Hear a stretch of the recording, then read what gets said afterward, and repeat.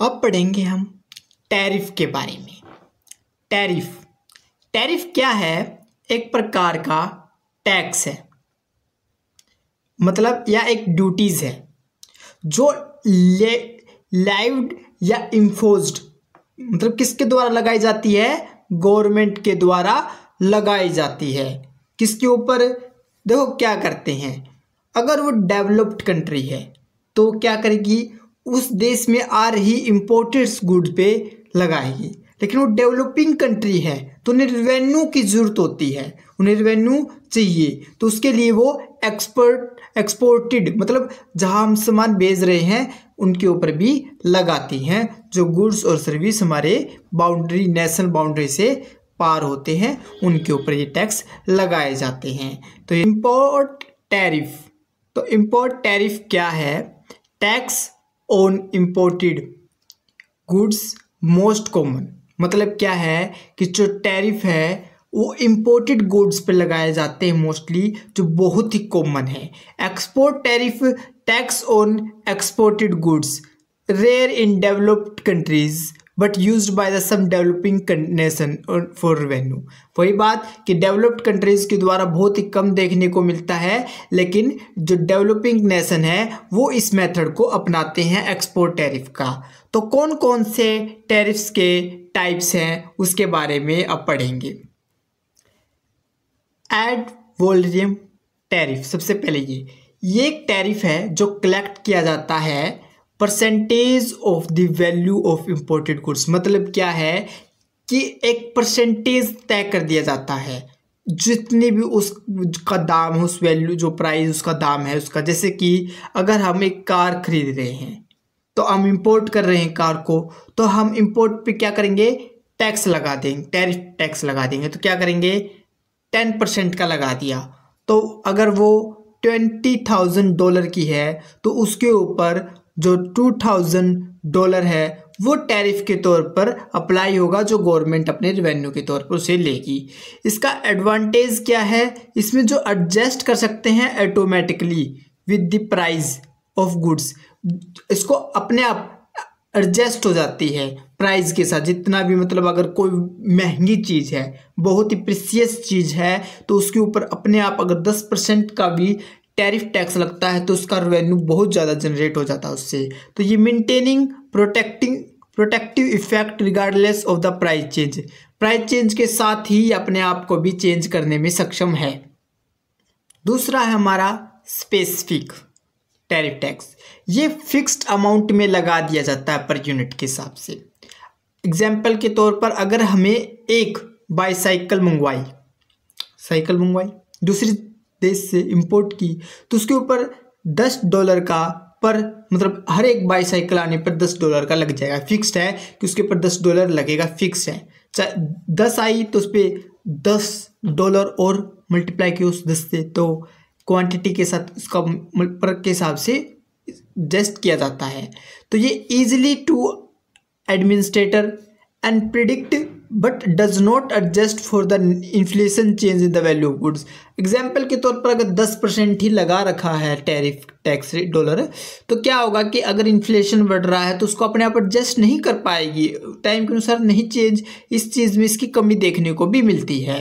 दूसरा हमारा कंपाउंड के बारे में। अब कंपाउंड की जिसमें एड वॉल्यूम और स्पेसिफिक टैक्स दोनों टैक्स इंक्लूड होते हैं। एग्जाम्पल के तौर पर अगर 5% का लगा दिया कि इतना, जैसे $20,000 की थी तो उसके ऊपर लगाया तो 5% के हिसाब से उसने देना पड़ेगा, और साथ में हर एक यूनिट के ऊपर 10% का भी लगा दिया जाता है बाईसाइकिल जैसे उसके ऊपर।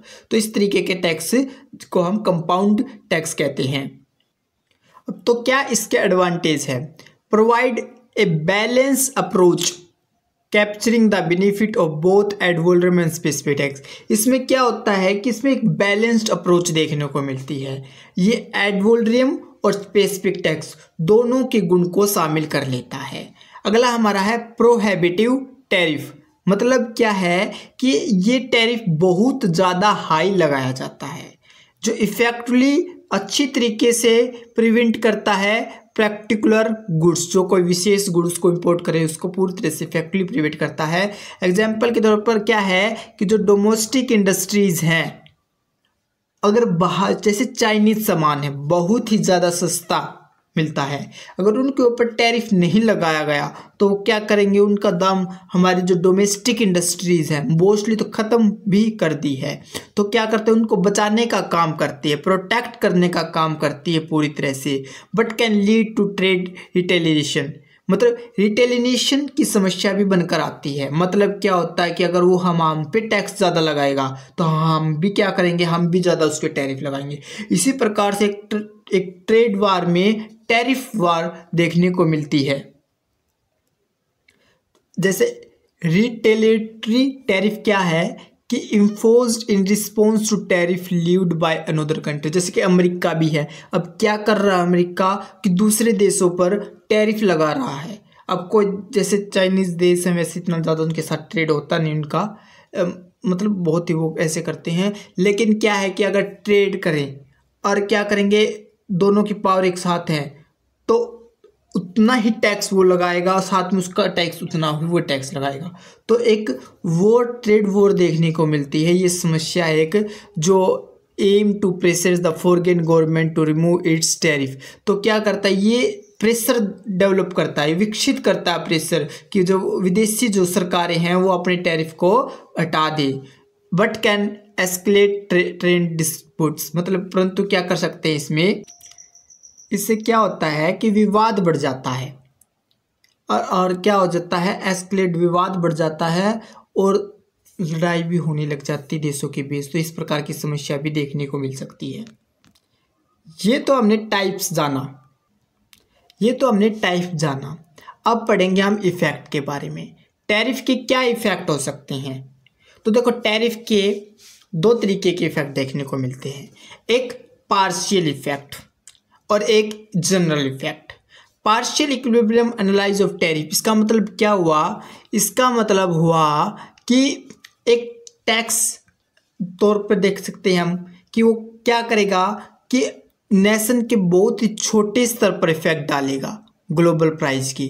तो मतलब अगर कोई कुछ ही इंडस्ट्रीज इफेक्ट होती हैं, नेशन के बहुत ही छोटे स्तर पर इफेक्ट देखने को मिल सकता हमें, तो उसे हम partial equilibrium analyse of tariff कहेंगे। और जब हम बड़ा इफेक्ट पूरी इकोनॉमी पर देखने को मिलेगा हमें टैरिफ का इम्पैक्ट, तो उसे general equilibrium analyse of tariff कहेंगे। तो इसमें देखने को मिलता है किस प्रकार का इफेक्ट कंज्यूमर पर पड़ता है, किस प्रकार प्रोड्यूसर पर पड़ता है, किस प्रकार एक स्पेसिफिक इंडस्ट्रीज पे पड़ रहा है या कुछ स्पेशल एरिया पे पड़ रहा है। और जबकि क्या है, हमारा जनरल पूरा वाइड एरिया को कवर करता है। देख सकते हैं हम partial equilibrium effect of tariff. तो ये हमारे पास पूरा एक फिगर दिया हुआ है, इसमें हम दे सकते हैं कि जो हमारा एक है सप्लाई, करो एक सप्लाई की पूरी लाइन जा रही है, ये किसकी है, नेशन टू की, नेशन टू की। मतलब नेशन टू का मतलब क्या होता है, नेशन टू का मतलब होता है कि जो जैसे एक अमेरिका क्या है, नेशन वन। अब भारत क्या होगा, नेशन टू। भारत क्या करेगा, जो अमेरिका से जो प्रोडक्शन जो वे करके एक्सपोर्ट करेंगे भारत में, भारत क्या है उन चीज़ों को इंपोर्ट कर रहा है, अमेरिका क्या है एक्सपोर्ट कर रहा है। जो एक्सपोर्टेड कंट्री है वो है नेशन वन और जो इंपोर्टेड कंट्री है उसे हम कहेंगे नेशन टू। और नेशन टू क्या करेगा, वो इंपोर्ट कर रहा है, तो इंपोर्ट कर रहा है तो वो ऐसा कोशिश करेगा कि वो कम से कम चीज़ों का इंपोर्ट करे। तो वो अपने पहले मार्केट में देखेगा कि किसी चीज़ की डिमांड कितनी है, सप्लाई कितनी है। तो देख सकते हैं कि उस मार्केट में जो डिमांड है वो, जो सप्लाई है वो है 10, और जबकि डिमांड कितनी जा रही है, डिमांड देख सकते हैं हम कितनी है उसकी 70। तो डिमांड 70 है और सप्लाई सिर्फ इतनी हो रही है और प्राइस कितनी है 1, प्राइस वैल्यू ये है।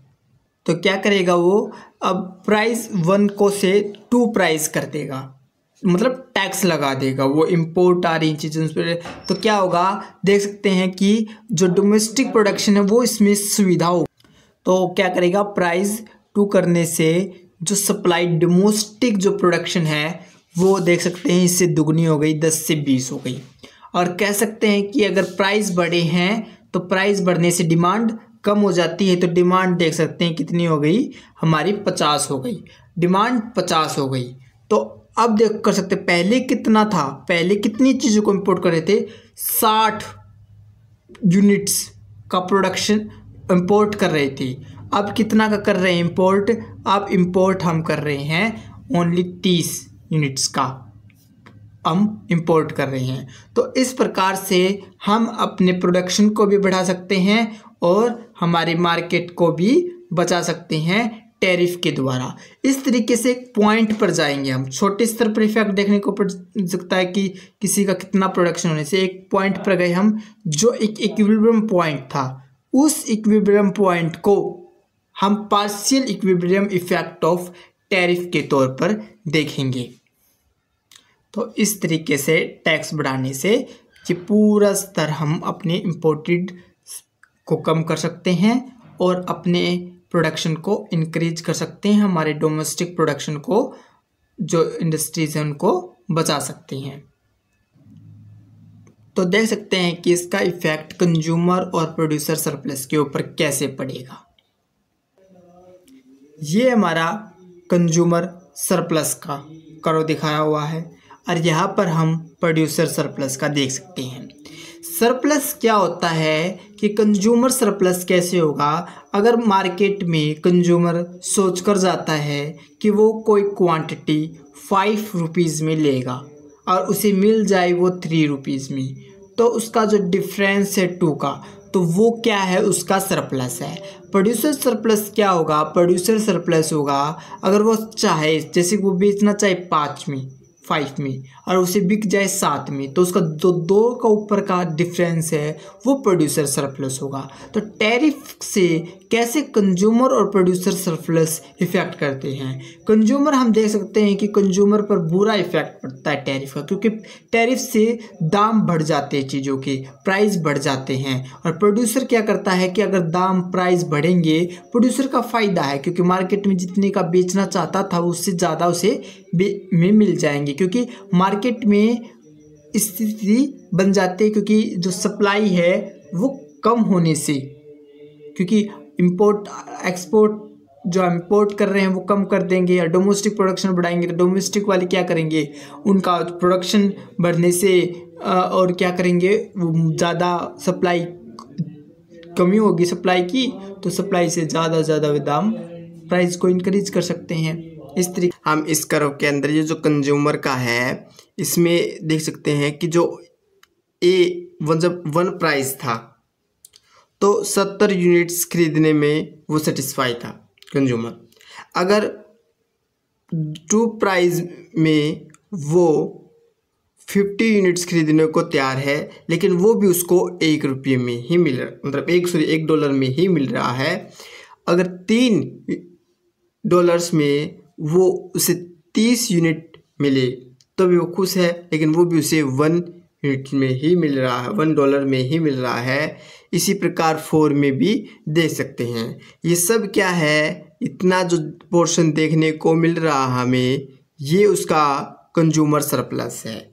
लेकिन जैसे ही टैरिफ लगाया तो प्राइस बढ़ गया, तो पहले उसको इतना जो बेनिफिट हो रहा था, जो इतना पे करना पड़ रहा था और बाकी का जो था वो सारा उसका फ़ायदा था। लेकिन अब क्या है, उसको अब ये भी इतना पे करना पड़ेगा, इतना वे करने पड़ेगा, और बाकी का ये है, ये सरप्लस है। तो मतलब उसके सरप्लस में लॉस हुआ, जो इतना बड़ा करो ट्रेंगल था, अब देखो इतना ज़्यादा सरप्लस था उसका, अब उससे सिर्फ ये इतना ही पोर्शन बच गया है।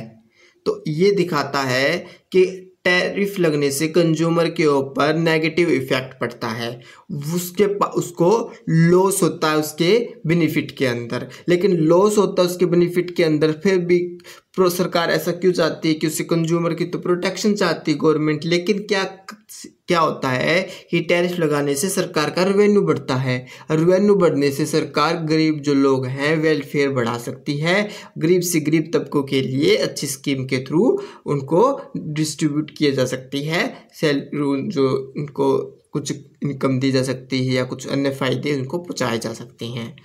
तो अगला देख सकते हैं, ये है हमारा प्रोड्यूसर सरप्लस का। इस प्रोड्यूसर सरप्लस के अंदर क्या हो रहा है कि जो यहाँ पर देख सकते हैं हम, ये यहाँ पर जो ये है ये सप्लाई, कंज्यूमर तो प्रोड्यूसर तो क्या करेगा, सप्लाई करेगा, और जो कंज्यूमर क्या वो डिमांड करेगा। तो प्रोड्यूसर सप्लाई कर रहा है, तो उसमें क्या हो रहा है कि पहले 1 था, 2 प्राइस होने से पहले वो 10 यूनिट प्रोडक्शन कर रहा था। ये डोमेस्टिक की बात हो रही है, डोमेस्टिक प्रोडक्शन की बात हो रही है। तो डोमेस्टिक प्रोडक्शन कितना हो गया, 20 हो गया, और यहाँ से यहाँ तक बढ़ने से उसका जो ये आया, ये उसका प्रोड्यूसर सरप्लस कहलाएगा। तो इस तरीके से प्रोड्यूसर सरप्लस बढ़ जाता है, प्रोड्यूसर पर पॉजिटिव इफेक्ट देखने को मिलता है डोमेस्टिक प्रोड्यूसर पर ये नेशन 2 की थ्योरी है। इसमें जो प्रोडक्शन किया जा रहा है उसके द्वारा, प्रोड्यूसर के द्वारा, वो कैपिटलाइज इंटेंसिव के थ्रू किया जा रहा है। मतलब यहाँ पर मशीनों का इस्तेमाल हो रहा है, और सरकार इसका यूज करके जो लेबर है, सरकार एम्प्लॉयमेंट भी तो बढ़ाना चाहती है, टैरिफ बढ़ाने से वो कुछ शिफ्ट भी करना चाहती है, वो हम आगे समझेंगे। अब समझ रहे हैं हम कॉस्ट और बेनिफिट के बारे में। तो क्या कॉस्ट एंड बेनिफिट क्या मतलब, किसको तो टैरिफ से फायदा हो रहा है और किसको लागत देनी पड़ रही है, इसके बारे में समझेंगे। इसके करो से बिल्कुल देख सकते हैं, ये हमारा कॉस्ट और बेनिफिट का करो है। तो इसमें क्या दिखाया गया है, इसमें जो ये देख सकते हैं हम, ये तो हमारा सप्लाई का है प्रोड्यूसर वाला, और ये क्या है, कंज्यूमर का डिमांड वाला है। तो सप्लाई कितनी हो रही थी, ये बिल्कुल हम पहले समझ के आ चुके हैं। इस करो को इतना ज़्यादा इसको अब डिफाइन नहीं करेंगे, इसे हम सिर्फ ये समझेंगे कि ये जो हमें देखने को मिल रहा है, A = $15, B = $5, C = $13, D = $10। बस यही इसमें थोड़ा बहुत डिफरेंस है। ये कॉस्ट और बेनिफिट के बारे में बता रहा है, किसको फ़ायदा हो रहा है। जो ये है, इसे हम रीडिस्ट्रीब्यूटिव इफेक्ट भी कहेंगे। सिर्फ इतना जितना हमें देखने को मिलता है, ये हम इसे रीडिस्ट्रीब्यूटिव इफेक्ट भी कहेंगे, या प्रोड्यूसर सरप्लस के तौर पर भी हम देखने को मिलता है। और ये पूरा जो करवा हमने देखने को मिल रहा है, ये जो पूरा पढ़ के आए हैं, ये हमारा क्या दिखा रहा है, ये कंज्यूमर लॉस को दिखा रहा है, कंज्यूमर सरप्लस के लॉस को दिखा रहा है। पहले अब उसको देखो, ये पूरा करो इतना बेनिफिट हो रहा था, अब सिर्फ कितना हो रहा है, सिर्फ इतना उसको फ़ायदा देखने को मिल रहा है, ये उसका लॉस में आ गया। तो ये हम देख सकते हैं, और यहाँ पर देख सकते हैं कि यहाँ पर 20 सप्लाई होगी, और फिर पहले कितनी थी सप्लाई, पहले 10 थी और 20 सप्लाई हो गई, और पहले यूनिट्स कितनी डिमांड थी, 17 यूनिट्स डिमांड थी, अब 15 यूनिट्स हो गई। तो यहाँ पर डिफरेंस कितना आया, 30 का यूनिट्स का आया। तो यहाँ पर सी देख सकते हैं हम कैसे निकला है, $30। ये गवर्नमेंट का रिवेन्यू है, इसे हम रिवेन्यू इफेक्ट के तौर पर भी देख सकते हैं, या इनकम इफेक्ट के तौर पर भी देख सकते हैं। ये बिल्कुल एक रेक्टेंगल सा बना हुआ है इसको, तो इस तरीके से हम देख सकते हैं इसको। और जो ये 2 ट्रायंगल, छोटे छोटे ट्रायंगल बच गए, इसे हम प्रोटेक्टिव इफेक्ट या हम इसे डेड लॉस भी कहेंगे। अब हमने समझा था ये उस इफेक्ट को दिखा रहा है, जो क्या था, कंज्यूमर सरप्लस की, जो डेड वेट लॉस के दिखा रहा है कि इसमें जो नेशन 2 था वो कैपिटलाइज था और इंटेंसिव था, और वो क्या है, सरकार रोजगार भी चाहती है, वो एम्प्लॉयमेंट भी देना चाहती है। तो ये 2 ट्रायंगल जो JCM है और HNB हैं, ये दोनों डेड वेट लॉस्ट को भी, या हम कहें तो प्रोटेक्टिव इफेक्ट को दिखा रहे हैं। तो ये इस तरीके से कॉस्ट और बेनिफिट करो बनता है। कहाँ पर कंज्यूमर सरप्लस को लॉस हो रहा है, प्रोड्यूसर सरप्लस पॉजिटिव इफेक्ट दिखा रहा है, गवर्नमेंट को रेवेन्यू जनरेट ज़्यादा हो रहा है। तो ये पूरे इस तरीके के इफेक्ट को दिखा रहा है हमारा। ये पार्शियल था, मतलब हम कुछ इंडिविजुअल, कुछ इंडस्ट्रीज़ के बारे में स्टडीज़ कर रहे हैं। अब हम पूरी इकोनॉमिक्स के बारे में स्टडी करेंगे। जनरल इक्विलिब्रियम एनालाइज के अंदर कंसिडर करेंगे इकोनॉमी को वाइड इम्पैक्ट। जो यूज करती है प्रोडक्शन पॉसिबिलिटी फ्रंटियर को एंड इंडिफरेंस करो को। मतलब क्या है, इसमें दो तरह के इम्पैक्ट है। इसमें प्रोडक्शन पॉसिबिलिटी फ्रंटियर का यूज हो रहा है, इंडिफरेंस करो का यूज हो रहा है जनरल इक्विलिब्रियम के अंदर। और उसके थ्रू हम देखेंगे इफेक्ट, एक तो स्मॉल नेशन के ऊपर, स्मॉल नेशन के ऊपर क्या इफेक्ट पड़ा। Tariff reduce welfare by the distributing production consumption without change term of trade. मतलब जो टर्फ को, जो टैरिफ है वो कैसे कम करता है वेलफेयर को, प्रोडक्शन को डिस्ट्रीब्यूट करके कंज्यूमर्स को बिना चेंज करे ट्रेड के टर्म को चेंज की हुई। तो देख सकते हैं इक्विलिब्रियम की बात करें तो पूरी वो होल इकोनॉमी की बात होंगी। तो टैरिफ लगाने से पूरी इकोनॉमिक्स को किस प्रकार से इफेक्ट होगा, देखो ये टर्म ऑफ ट्रेड पे डिपेंड करता है। मतलब उसका कौन सा कंट्री कितना इंपोर्ट एक्सपोर्ट कर रही है उसका एक सही पैमाना रेशो निकाला जाता है, जिसे टर्म ऑफ ट्रेड कहते हैं।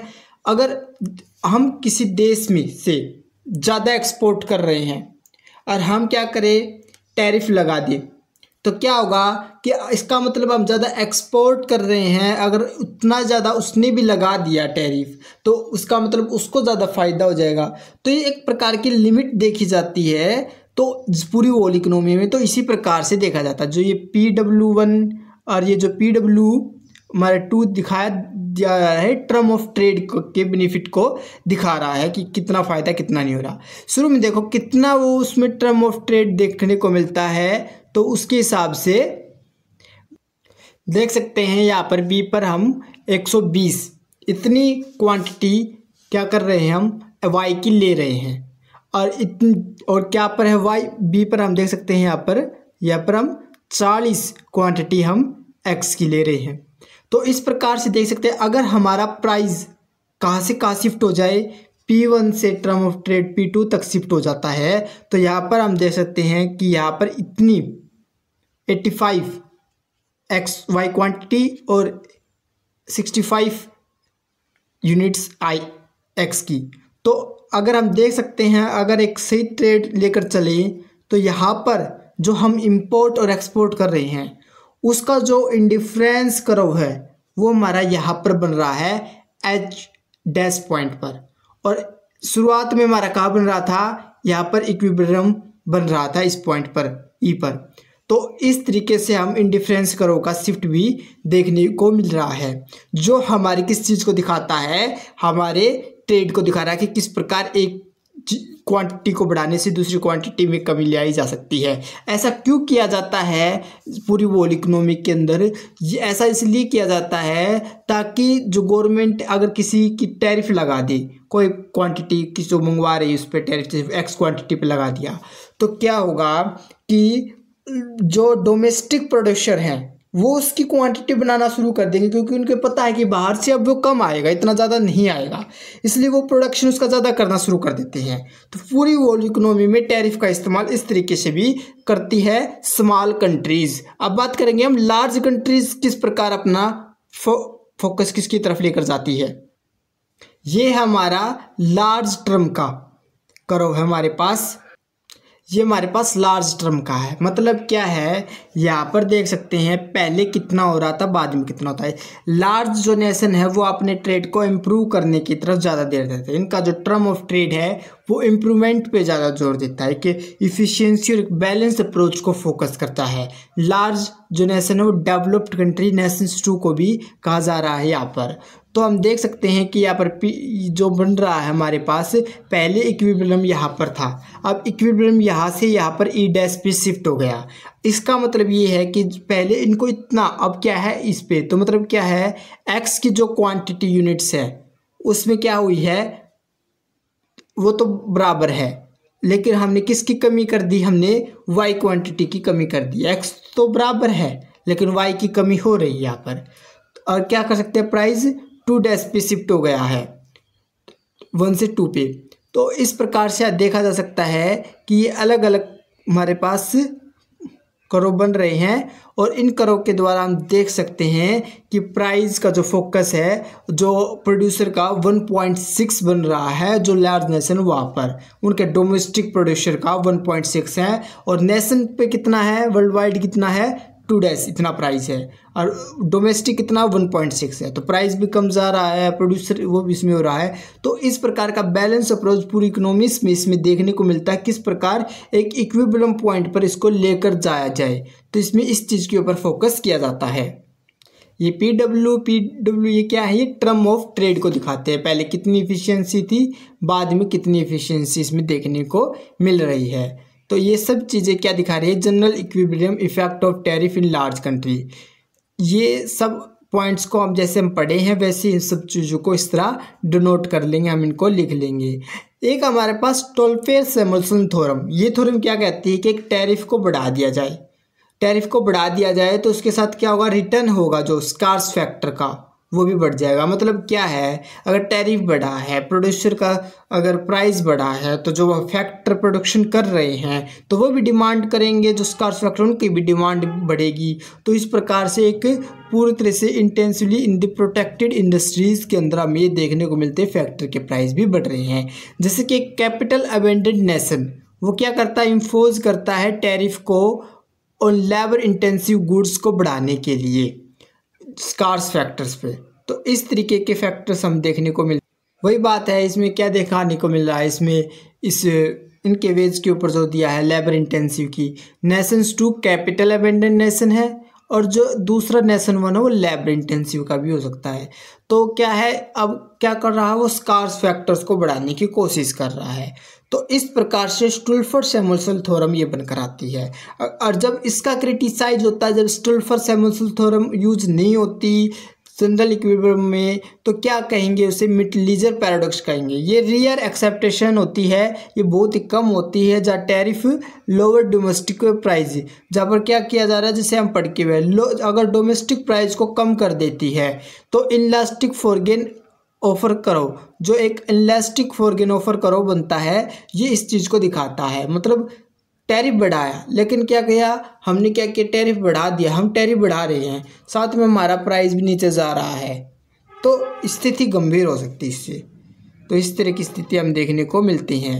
तो इफेक्टिव और नॉर्मल प्रोटेक्शन क्या होती है, नॉमिनल टैरिफ क्या होते हैं, rate on the final product, मतलब फाइनल प्रोडक्ट के ऊपर जो रेट लगाया जाएगा वो, जैसे टैरिफ लग गया उसके ऊपर जो भी लग गया, आखिरी में जो कंज्यूमर के पास जाएगा तो उसको कितना देना पड़ेगा, उस चीज़ को दिखाता है नॉमिनल टैरिफ। इफेक्टिव टैरिफ क्या दिखाता है, इफेक्टिव टैरिफ दिखाता है protection considering imported input calculation. मतलब क्या है, इसके अंदर जो एक प्रोटेक्शन कितना दिया गया है इम्पोर्टेड इनपुट्स के ऊपर। तो देख सकते हैं इसका एक फॉर्मूला है हमारे पास, ये फॉर्मूला हमारे पास देख सकते हैं। तो इस फॉर्मूले में क्या कहा गया है, इफेक्टिव प्रोडक्शन को सोल्व करने के लिए हमारे पास ये फॉर्मूला है। इस फॉर्मूले में क्या बताया गया है, जो टी है वो nominal tariff on final good के ऊपर दिखा रहा है, और जो ए आई है ये हमारा क्या दिखा रहा है, इनपुट कॉस्ट शेयर को दिखा रहा है, और टी आई ये टैरिफ ऑन इनपुट्स जो हम मंगवाएंगे उसके ऊपर दिखा रहा है। एग्जाम्पल के तौर पर देख सकते हैं कि अगर एक सूट है उसके ऊपर 10% का टैरिफ लगा हुआ है, तो क्या हो रहा है कि परंतु इनपुट क्या है, वॉल ड्यूटी फ्री है, तो जो इफेक्टिव प्रोटेक्शन रेट है वो 50% है। डोमेस्टिक वैल्यू एडिड फोकस, तो इसमें डोमेस्टिक वैल्यू में वैल्यू एडिड के ऊपर फोकस किया गया है, जो वैल्यू जो ऐड करेगी उन प्रोडक्ट के ऊपर। टैरिफ कैलकुलेशन एस्कुलेशन, मतलब टैरिफ से कैसे बचा जा सकता है, टैरिफ को कैसे बढ़ाया जा सकता है। Industrial nation often impose higher tariff, मतलब टैक्स इंडस्ट्रियल जो नेशन है वो अक्सर क्या करते हैं, ज़्यादा टैरिफ इम्पोज करते हैं प्रोसेस्ड गुड पे। एग्जांपल 2.1% ऑन रॉ मटेरियल के ऊपर वर्सेज 0.1 ऑन फाइनेंस प्रोडक्ट के ऊपर। मतलब एस्केलेट कर रहे हैं चीज़ों को, टैरिफ को बढ़ा रहे हैं, जो एम्पलीफाई कर रहे हैं इफेक्टिव प्रोटेक्शन के ऊपर। मतलब हम क्या कर रहे हैं, इससे हम हमारी डोमेस्टिक प्रोडक्शन को सुरक्षित कर रहे हैं, जिससे किसके द्वारा, टैरिफ एस्केलेशन के द्वारा। ऑप्टिमम टैरिफ एंड रिटेलिकेशन क्या है, ऑप्टिमम टैरिफ का मतलब है कि एक हम maximizing national welfare by balancing term of trade, मतलब हम टर्म ऑफ ट्रेड को बैलेंस करने के लिए मैक्सिमम नेशनल वेलफेयर की रेट को बढ़ाना चाहते हैं, इसलिए हम ट्रेड को बढ़ाते हैं। लेकिन इससे क्या होता है, हमारे पास ऑप्टिमम टैरिफ तो बढ़ा देते हैं हम, हमारे ऑप्टिमम लेवल को बढ़ा देते हैं, एक मैक्सिमम वेलफेयर होता है हमसे। इसका फॉर्मूला भी दे रखा है 1 में E-1। तो जहाँ E elasticity of foreign export supply की, मतलब फॉरेन एक्सपोर्ट देशों को भेजे जाने वाली सप्लाई की कितनी लचीलता, कितना परिवर्तन हम ले सकते हैं। लेकिन इसमें एक अपवाद है, अगर हम अपने नेशन में ऑप्टिमम लेवल को ले आना चाहते हैं, बहुत ज़्यादा आप टैक्स बढ़ा देते हैं मैक्सिमम वेलफेयर के लिए, तो अदर नेशन क्या करेंगे, वो इम्पोज कर देंगे टैरिफ को, जो हमारे ट्रेड वार को भी दिखा सकता है, जिससे हमारा ग्लोबल वेलफेयर कम हो सकता है। अब रियल वर्ल्ड एग्जाम्पल या एप्लीकेशन क्या देखने को मिलती है, डेवलपमेंट नेशन में दे सकते हैं कि अगर टैरिफ का यूज किया जा रहा है प्रोटेक्ट करने के लिए, हमारी इंडस्ट्रीज जो डिक्लाइन हो रही है उनको बचाने के लिए, जैसे कि US tariff on textile, USA का टैरिफ किसके ऊपर, टेक्सटाइल के ऊपर। Average tariff are low 3% but higher in section like agriculture, परंतु ज़्यादा किस में लगाया जा सकता है, सेक्टर जैसे कि एग्रीकल्चर के अंदर। डेवलपिंग नेशन में क्या है, रिली ऑन टैरिफ, ज़्यादा का विश्वास टैरिफ के ऊपर किया जाता है फॉर रेवेन्यू के लिए एंड इन्फ्रेंट इंडस्ट्री प्रोटेक्शन के लिए, और क्या है जो हमारी छोटी छोटी इंडस्ट्री है उनको सुरक्षित रखने के लिए। जैसे कि ब्राज़ील 35% टैरिफ लगाता है क्लोथिंग के ऊपर। केस स्टडी जैसे कि यूएसए ने rubber footwear tariff cost consumer 208 million but save 1705 job set, मतलब 1,22,000 पर जॉब्स को ये बचा लेता है इससे। तो देख सकते हैं यूरोप का जो टैरिफ है केमिकल फाइबर के कॉस्ट के ऊपर वो 580 क्या है यूई का है मिलियन, बट सेव जॉब कर लेता है यूई का 5,26,000, मतलब कितना, देखो कितना टैरिफ लगाने से कितना सेव बचा लेते हैं अपने प्रोडक्शन को भी। ये किस प्रकार से इफेक्टिव यूज कर रहे हैं टैरिफ का। तो वेलफेयर पॉलिसी इम्प्लीकेशन, तो देख सकते हैं कि टैरिफ किस प्रकार से प्रोटेक्ट कर सकती है जॉब्स को और हमारे रेवेन्यू को भी बढ़ा सकती हैं। और में इम्प्रूव टर्म ऑफ ट्रेड, और ये क्या कर सकती हैं, टर्म ऑफ ट्रेड को भी इम्प्रूव कर सकती हैं। ये इम्प्रूव ट्रेड किस में किया जाता है, लार्ज नेशन मोस्टली इस चीज़ को अपनाते हैं। अब इसके कॉन्स क्या है, consumer cost inefficiency, dead weight loss, risk of retaliation जैसी समस्या यहाँ पर बनकर आती है। स्ट्रैटेजिक ट्रेड पॉलिसी क्या, हमें टारगेटेड टैरिफ लगाना चाहिए न्यूट्रॉन्स इंडस्ट्रीज के ऊपर बट प्रोन टू मिसयूज, मतलब इसका मिसयूज नहीं करना चाहिए हमें। यहाँ पर न्यूट्रोचर का मतलब होता है कि जो हमारे विकसित हो रही इंडस्ट्रीज हैं, छोटी छोटी इंडस्ट्री, उनको पोषण देने के लिए हमें टैरिफ लगाना चाहिए, परंतु प्रोन टू मिसयूज, जो हमेशा संभावित जो मिसयूज देखने को मिलता है वो नहीं करना चाहिए। तो क्या निष्कर्ष निकाल सकते हैं कि जो टैरिफ है वो क्या पिवटल इंस्ट्रूमेंट, एक महत्वपूर्ण इंस्ट्रूमेंट है ट्रेड पॉलिसी का, जो मल्टीफेस्टेड रोल निभाती हैं, प्रोटेक्ट करती है डोमेस्टिक इंडस्ट्रीज़ को और गवर्नमेंट रेवेन्यू को बढ़ाती है, और ये ग्लोबल इन्फ्लुएंस और ट्रेड डायनामिक को भी बढ़ाने का। अब देख सकते हैं कि इकोनॉमिक इम्पैक्ट पड़ सकते हैं, हालांकि जो ये इकोनॉमिक इम्पैक्ट होते हैं वो बहुत ही नुएंस्ड होते हैं, बहुत ही सूक्ष्म देखने को मिलते हैं। और एक कॉन्टिजेंट, ये किसके ऊपर निर्भर करते हैं, नेशन की साइज़ के ऊपर, ट्रेड इलास्टिसिटी के ऊपर और स्ट्रैटेजिक ऑब्जेक्टिव की तरफ ये फोकस करते हैं। तो इस तरीके से हमने समझा कि किस प्रकार टैरिफ इम्पैक्ट करता है हमारी पूरी ग्लोबल इकोनॉमिक के ऊपर, टैरिफ का कितना अहम योगदान है।